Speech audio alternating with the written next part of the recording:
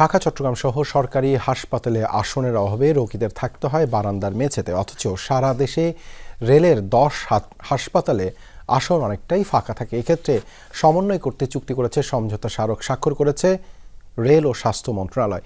উপদেষ্টারা জানিয়েছেন এতে সাধারণ মানুষও রেলের হাসপাতালে চিকিৎসা সুবিধা পাবে। এজন্য সেপ্টেম্বরের মধ্যে বিশেষ বিসিএসে 2000 চিকিৎসক নিয়োগ দেওয়া হবে বলেও জানিয়েছেন উপদেষ্টারা।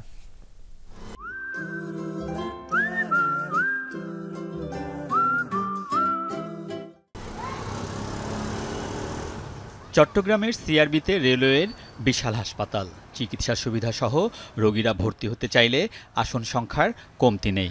রেল উপদেষ্টা হাসপাতালটি পরিদর্শনে গিয়ে দেখেছেন 91 আসনের বিপরীতে রোগী ভর্তি ছিল মাত্র 5 জন, অথচ একই শহরের চট্টগ্রাম মেডিকেল কলেজে রোগীদের বারান্দায়ও ঠাঁই হয় না, চিকিৎসা পেতে পোহাতে হয় দুর্ভোগ।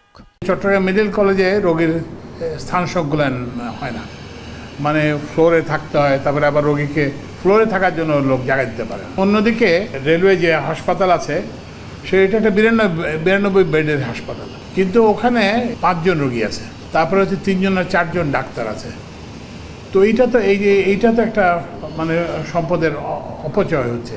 ঢাকা মেডিকেল ওর একই অবস্থা, এখানে 2600 বেডের জায়গায় মানুষ থাকে 5000-এর মতো, তো কাজেই ওভারফ্লো করছে। যখন এগুলোকে যদি আমরা আমাদের একটা কাঠামোর মধ্যে নিয়ে আসতে পারি তাহলে রোগী কিছু ডিস্ট্রিবিউশন হয়ে যাবে। রেল ও স্বাস্থ্য মন্ত্রণালয় জানিয়েছে সারা দেশে রেলের 10টি হাসপাতালে শয্যা সংখ্যা 431, এর অর্ধেকও ব্যবহার হয় না। এসব হাসপাতাল সাধারণের চিকিৎসায় কাজে লাগাতে চায় সরকার, এজন্য রেল ও স্বাস্থ্য মন্ত্রণালয় সমঝোতা স্মারক সই করেছে। এইগুলো ছিল সম্পূর্ণভাবে সুনির্দিষ্টভাবে রেলওয়ের কর্মকর্তা কর্মচারী তাদের এমপ্লয়ীদের জন্য। এখন থেকে এটা উন্মুক্ত হয়ে যাচ্ছে সর্বসাধারণের জন্য। আগে এগুলো শুধুমাত্র রেলের লোক ছাড়া কেউ গেলে ওখানে চিকিৎসা সেবা পেত না, তো এখন আমরা প্রাথমিকভাবে সেটাকে উন্মুক্ত করে দিচ্ছি। উপদেষ্টারা জানিয়েছেন সেপ্টেম্বরে বিশেষ বিসিএসে নিয়োগ দেওয়া হবে 2000 চিকিৎসক, করা হবে নীতিমালাও। এজন্য রেলের হাসপাতালে সাধারণের চিকিৎসা পেতে কিছুটা সময় লাগবে। স্বাস্থ্য মন্ত্রণালয়ের ডাক্তারের অভাব আছে, নার্সের অভাব আছে, টেকনোলজিস্টের অভাব আছে। তো আমরা প্রায় 2000 ডাক্তারের স্পেশালি নেওয়ার কথা বলেছিলাম। সেপ্টেম্বরের 15 তারিখের মধ্যে আমরা এই ডাক্তারগুলো পাবো, 2000 ডাক্তার পাবো। সাধারণের চিকিৎসার ব্যবস্থা করা হলেও রেলের হাসপাতালে সেবার ক্ষেত্রে অগ্রাধিকার পাবেন রেলের কর্মকর্তা কর্মচারীরা।